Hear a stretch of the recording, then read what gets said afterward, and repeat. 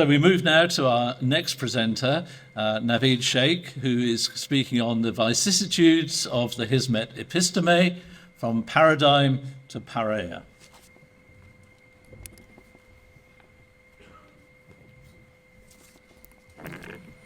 Alhamdulillahi Rabbil Alameen. Thank you so much to the organizers for inviting me, and for the UK branch of the Dialogue Society for partially funding this trip. I can not think of a better way to spend my 48th birthday than partaking. Well, did I say 48? I meant, of course, 38. There is a typo in my passport, I'm sure. If you think I look younger than I am, I attribute that, of course, to the loving care of my wife. But if you think I look older than I am, I blame the 5 kids. Okay, let me get to the preoccupations of this paper, and there's quite a lot on offer. I want to talk about ideas and emotions. I want to talk about the power elite's ability to control ideas. I want to talk about deviance, and I want to talk about securitizations and emotions, and at the end, redemption. Let's see how far we get with that. The Hizmet movement's faith-based activism is, of course, sui generis. It sits at the interface between the social and the spiritual. For here, the social is the spiritual. Hizmet is spiritual not in a disembodied sense, but in relation to the very social body. Certainly, its spirituality is a mode of action that does not pertain to traditional Sufi identity or Sufi practice alone, even though it grows out of the Naqshbandi tradition, for it is oblivious to the traditional Sufi tropes such as the silsila, the tariqa, the bayah, etc.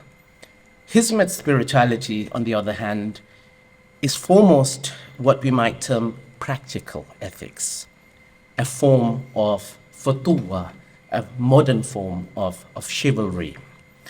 Here, everyday quotidian practices and interhuman relations have import for eudaimonia, for the state of bliss. Put differently, perhaps, the social has salvific import, both at the personal level, but also at the communal level. There's one aspect in which the Hizmet, of course, returns important Sufi influences, and that is to do with the notion of terbiyet, or personal transformation. This terbiyet aspect constitutes both the roots and the fruits of the Jama'ah. But the Hizmet is sui generis in relation not only to Sufism, but also in relation to the Islamism through which it has recently been anathematized internationally. And therefore I turn to the questionable case of Islamism. As a social theology, Hizmet stands in opposition to political theology. Needless to say, Hassan al-Banna's revivalism, which found expression in the Egyptian Ikhwan al-Muslimin and its international replica, including, of course, Mutatis Mutandis, the AKP itself, though they were bottom-up in their inception, they were always hegemonic in aspiration.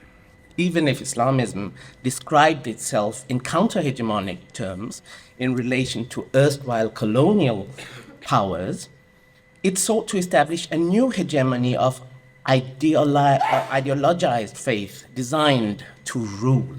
Indeed, Islamism is defined precisely in relation to its will to rule, because we define Islamism as that political ideology which invokes Islam to challenge or to capture state power.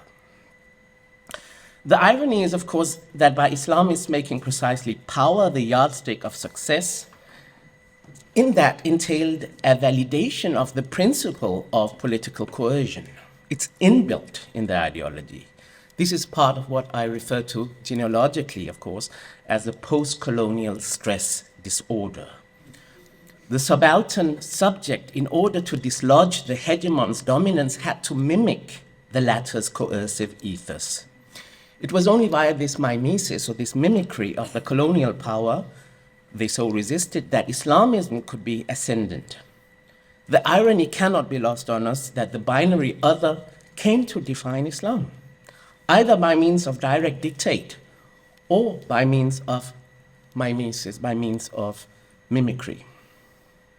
But in this lay also the slippery slope of Islamism. It was about power, not about ethics, and it was about oppositional identity, not chivalry. In the brave new world of adversarial identity politics, the Hizmet stand out as an opt-out. A comparative study of al-Banna and Gülen would be instructive, and to my knowledge it hasn't been done yet. Certainly, Nursi and by extension Gülen's vantage point is so different from the Islamists. Here is a politic not of institutions but of epistemes, or of forms of knowledge and forms of praxis. One could poetically put this as the politics of the heart, but that might not do justice to the observation. Rather, the calling is to servitude, not domination. On the face of it, therefore, a modus vivendi between political Islam of the AKP and the civic Islam of the Hizmet appears not only plausible, but was indeed manifested in the lived experience in the early years of the AKP reign. The question is, how did it go awry?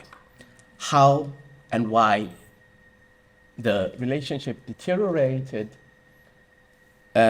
requires analysis, and for this I turn to two allied paradigms, namely C. Wright Mill's notion of the power elite and labeling theory, respectively. In his 1956 book, The Power Elite, sociologist C. Wright Mills argues that in all societies, the power elite is able to manipulate by valorization or discrimination societal practices to stay dominant.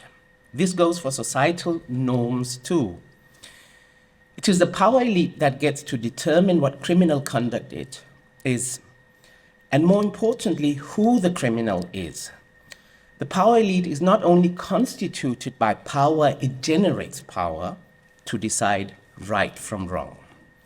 This is not too dissimilar from Foucault's extension of this, namely the notion of truth regimes, which is an elaboration of the epistemic control that elites exert. Public truths are defined by recourse to institutional power. Empirical truths don't matter. At this point, it would be helpful to turn also to symbolic interactionism, and particularly the stream referred to as labeling theory. Labeling theory, in the criminological literature at least, examines the ascribing of deviant behavior to a group by dominant members of society. Of course, what is considered deviant is determined not so much by behavior itself, rather than the deliberate creation of in-group, out-group dynamics, the deliberate creation of ostracized out-groups against which the in-group can feel coherence. In other words, labeling functions as a boundary-enforcing and identity-producing mechanism. On the one hand, you have the social labeling of deviance and thus the intersubjectively constituted deviance, and on the other, you have the public who must now distance themselves from the so-called deviants to maintain their status as upright and honorable citizens. The construction of deviance allows for group majorities to unite around an imposed truth, often at the expense of those marked as deviant. In security studies, via Durkheim, of course, the Copenhagen school, led by Ole Wever, came to point at the ability of elites to discursively construct the other as a security threat. He called this process securitization, the creation of a security threat, implying that security threats were constructed in discourse by those who had the power to publicly articulate. While labeling theory explains stigmatization, securitization theory explains mobilization. It is, of course, true, and we have to acknowledge that the Hizmet movement was securitized well before the July 2016 events. In media discourse, AKP leaders, chiefly Erdogan himself, portrayed the association as a threat to the coherence and independence of Turkey with speech acts such as, and constructions such as veto, fifth column, state within the state, etc. Let's turn for implications. Implications for the Hizmet. Whether the Hizmet or whether the Hizmet. Of course, it is the case that being marked as deviant can actually bolster solidarity within the marked subculture, as members take pride and ownership in their stigmatized identity and create cohesive units of their own. Within the labeling theory repertoire, the sociologist Edwin Lemert also identified how deviance could affect identity formation as the stigmatized outgroup embrace the new signifiers as outcasts. This, of course, one could use as a warning for the dangers is that the victimization could lead to internalization of the label of deviant and lead to retreat and self-questioning. Here I turn in the paper to the notion of emotions. The emotions that characterize the hukumat is order, system, pride, imposition, command, control. These are tropes in the Islamist repertoire. The emotions that currently characterize the Hizmet in the face of ostracization and persecution are, of course, powerlessness, not power, isolation, but also anger, resentment, and grief. But there is a transformative potential in grief as long as the hope is not lost.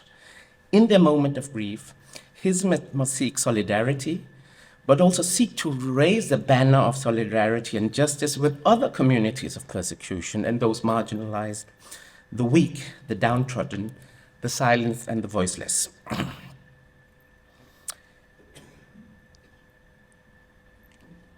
And indeed, already we find the seeds of this heroic victimhood in Hizmet. There is and there must be a recognition that to suffer injustice is better than to commit injustice, as Socrates insisted. For in suffering injustice, the soul remains alive, whereas in committing injustice, the soul is killed. Islam was, in origin, never a religion of power. It was a religion for the powerlessness. It was a movement for the powerless. The Prophet himself was persecuted, ostracized, maligned, humiliated. In his moment of need, he never despaired, however. 2016, of course, was a year of sorrow for Hizmet, but the Prophet also lived through his year of sorrow. After a decade of preaching in Mecca, the Prophet had lost his uncle, his wife, and had to retreat to the wilderness and was still rejected by his tribesmen. In an attempt to find a more receptive audience, the Prophet traveled to Taif, hoping that his message would find a home in the oasis city instead. But here too he was rudely insulted by the city leaders and was pelted with stones by the tribe. Bruised and rejected, with blood flowing onto his sandals, he made the following prayer to his Lord, the Lord of the persecuted. To you, O my Lord, I complain of my weakness, my scarcity of support, and the humiliation I have been subjected to by the people. O most compassionate of those who have compassion, O Lord of the weak, and my Lord too, to whom have you entrusted me? To a stranger who receives me with hostility, or to an enemy to whom you have granted authority over my affair? As long as you are not angry with me, I am content. Yet I beseech your favor as a relief unto me. I seek refuge in the light of your face, by which all darknesses is dispelled, and every affair of this world and the next is set right, lest your anger or your displeasure descend upon me. To your pleasure I submit my desire, until you are pleased. There is no power and no might except by you. So political regimes may be a lot of things, but they are never divine. So it is with this in mind that we continue the project in the shadow of the Lord, who is the Rabbul Mustadafin, the God of the downtrodden. Thank you so much.